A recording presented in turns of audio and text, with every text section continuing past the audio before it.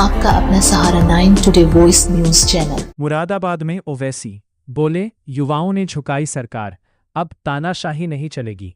प्रधानमंत्री नरेंद्र मोदी को रात में बनानी पड़ी वीडियो। मुरादाबाद पहुंचे ऑल इंडिया मजलिस-ए-इत्तेहादुल मुस्लिमीन AIMIM के प्रमुख और सांसद असदुद्दीन ओवैसी ने केंद्र और राज्य सरकार पर जमकर निशाना साधा।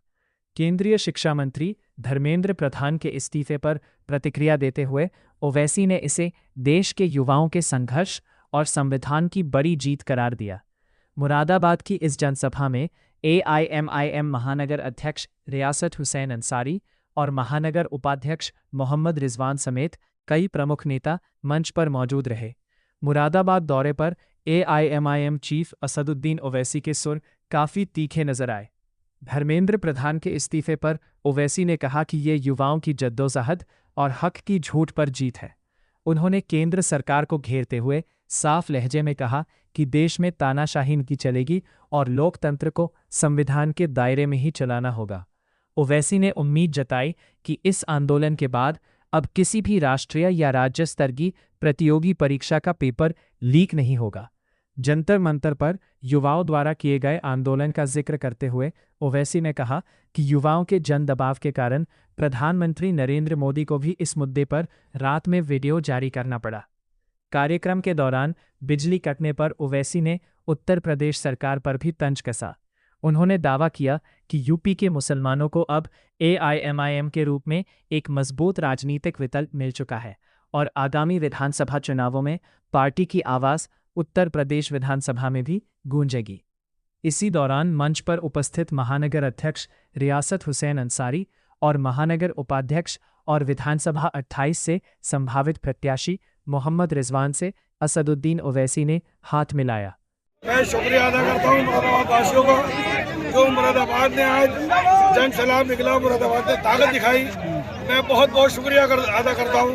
मुगलपुरा, हरतला, करूला, सब लोगों, सब जगहों से जो लोग आए हैं, मैं इनका बहुत बहुत शुक्रगुजार हूँ। और मुझे उम्मीद है आने वाले टाइम पे 2027 में यही जो जनता ग्राउंड के अंदर थी जवाब देने जा रही है और 2027 में अल्लाह ने चाहा तो रिजवान साहब इस बार विधायक बनने जा रहा है इंशाल्लाह। लगभग कितनी पब्लिक थी, कितने लोगों की आशंका है कि आपने देखा कि लाखों की तादाद में यहाँ पर लोग थे, पुलों पे भी थे, घरों पर भी थे और इतना ही बड़ा ग्राउंड, इतनी ही बड़ी मस्जिद भी भरी पड़ी। मैं बहुत बहुत शुक्रगुजार हूँ। इंशाल्लाह ताला टिकट रिजवान साहब को होगा और ये रिकॉर्ड रहा है कि आज तक कोई ग्राउंड भर नहीं सका। आज तक ये न समाजवादी से भरा, न कांग्रेस से भरा, न BSP से भरा। इतनी आज दिखा दिया मजलिस में, इतनी खतरनाक बारिश हुई, कीचड़ पानी हुआ, फिर भी पब्लिक आई, इस पर क्या कहना चाहूँगा? मेरे मिनिस्टर साहब के सामने आंधी तूफान सब फेल, अगर तूफान भी होता तो मुरादाबाद की पब्लिक ये बहती भी आती आज, लेकिन ग्राउंड भरना था। जैसे कि प्रशासन ने पूरे मैदान की लाइट बंद कर रखी थी, कहीं पोल पर लाइट नहीं जल रही थी, उस पर क्या करना चाहूँगा? मैं आपके माध्यम से बताना चाहता हूँ, लोग कहते हैं कि बीजेपी की बी टीम हम हैं, हमें परमिशन भी बड़ी मुश्किल से मिली। परमिशन मिलने के बाद में हमारी लाइटें नहीं जलने दी। अब ये बताइए बीजेपी की बी टीम कौन है? जो बी टीम है उन लोगों ने हमारा प्रोग्राम रोकने की कोशिश करी, प्रोग्राम को सफल बनाने नहीं देना चाह रहे थे, लेकिन अल्लाह का शुक्र है आज सफल भी होना। और माशाल्लाह मुरादाबाद के अंदर आज मैसेज भी गया और उत्तर प्रदेश के अंदर अल्लाह ने चाहा तो ये हम धूम मचा देंगे और पतंगी दिखाई देगी और कुछ नहीं दिखाई देगा। वो जिन दरख्तों की छांव में से मुसाफिरों को उठा दिया था, इन्हीं दरख्तों पर अगले मौसम फल ना उतरे तो लोग समझे। याद रखिए, ये हमको समझना है। अब आप देख लिए कि मोदी डरता क्यों है। जब जनता रोड पे निकलती आती है तो मोदी और बाबा RSS डरती है। जब किसान दिल्ली को आया तो मोदी झुक गए। तो मेरे अजीज दोस्तों और बुजुर्गों, मैं आपसे दरमंदाना अपील कर रहा हूं कि रोड पर नहीं निकलना है, अपनी जानों की हिफाजत करो। तुमको सिर्फ निकलना है मुत्तहिदा तौर पर। जिस दिन इलेक्शन होगा एक ताकत और खूवत बनकर निकलो और पूरे एतमाद के साथ जाओ कि अब के बार वोट पतंग पर पड़ेगा और हम अपने आप को वोट देंगे। बिहार में भी भैया ने बड़ी कोशिश की थी, अखिलेश ने अपने 4 मुस्लिम सांसद को भिजाया वो जहां कहीं भी जाते अपनी तकरीर की शुरुआत करते और खत्म करते असदुद्दीन ओवैसी के वजीफे से और उसी पर खत्म करते। इतनी गालियां, इतना झूठ बका गया, मगर लाखों सलाम बिहार और खास तौर से सीमांचल की जनता को कि उन्होंने अखिलेश के उस पैगाम को ठुकराया और कहा कि बिहार में हमारी लीडरशिप होगी। हम अपने वोटों से अख्तरुल ईमान तौसीफ आलम को और मजलिस के तमाम मुर्शिद साहब को, सरवर आलम को कामयाब करेंगे। मेरे भाई, अगर अल्लाह मेरे दिल को जबान देता तो मैं दिल को निकाल कर तुम्हारे कदमों में रख देता कि याद रखो तुम जब उठकर अपने हक के लिए लड़ोगे, नाइंसाफी के दौर का खात्मा होगा।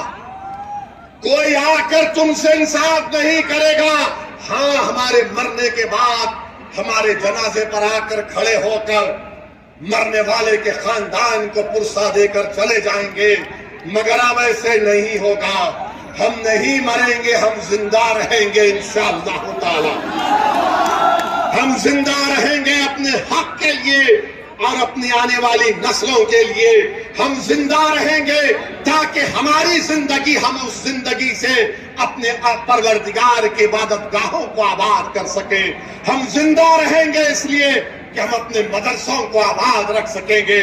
हम जिंदा इसलिए रहेंगे ताकि हमारी बेटियों को तालीम के जेवर से आरास्ता किया जाए।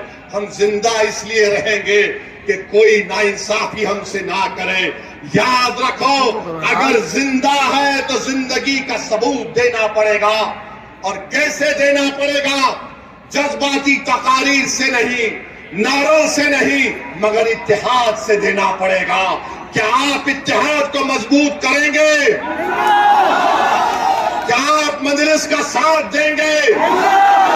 मेरे भाई, ये नौजवानों, ये लड़ाई तुम्हारे मुस्तकबिल की है। मैं यहाँ पर नेता बनने के लिए नहीं आया हूँ और अल्लाह मेरे दिल का हाल जानने वाला है। मैं यही चाहता हूँ कि तुम नेता बनो, तुम सांसद बनो, तुम विधायक बनो, तुम लीडर बनो, तुम इस कलम से अपने मुकद्दर के फैसले करो। अल्लाह तुमको इतनी ताकत दे। ये मजलिस इत्तेहादुल मुस्लिमीन चाहती है। इंशाअल्लाह ताला 29 में कोई 80 साल का शख्स इस देश का वजीर आजम नहीं बनेगा।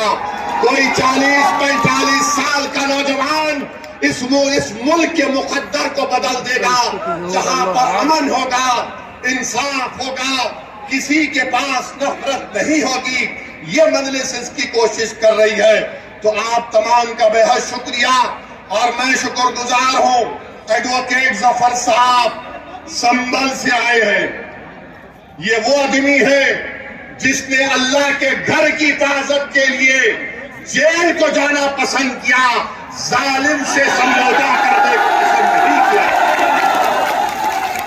हम जफर साहब का शुक्रिया अदा करते हैं और साथ ही साथ हमारे इरफान चौधरी, दानिश चौधरी जो शामली से आए हैं, बिलाल चौधरी, नाजिम साहब, नदीम जो अलीगढ़ से, शादाब अलीगढ़ से, अफजल अलीगढ़ से और फैज अलीगढ़ से आए हैं।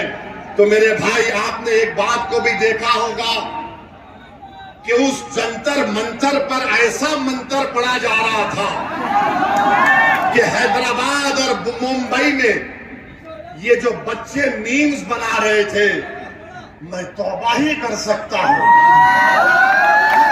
क्या क्या कर दिया आपने। मोदी को नहीं छोड़ा,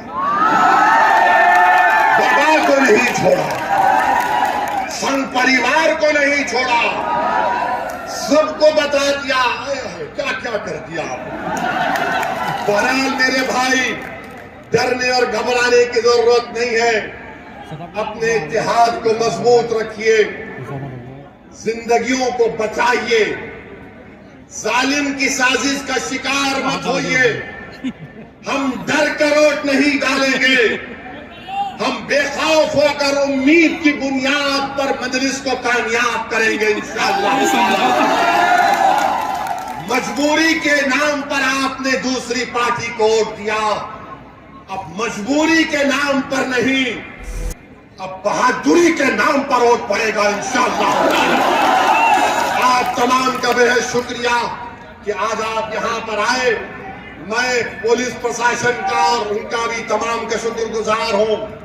लाइट नहीं थी, हमको लाइट की जरूरत नहीं है। हमारे दिलों में अल्लाह ने जो रसूलुल्लाह सल्लल्लाहु अलैहि वसल्लम का उम्मती हमको बनाया, वो हमारे लिए काफी है। हमारा वजूद दुनिया के अंधेरों को खत्म करना था, हमारा वजूद दुनिया में एक रोशनी पैदा करना था, और इंशाअल्लाह ताला वो होकर रहेगा। एक मर्तबा जरा सेल फोन की लाइट खोल लीजिए, पूरे खोलिए, खड़े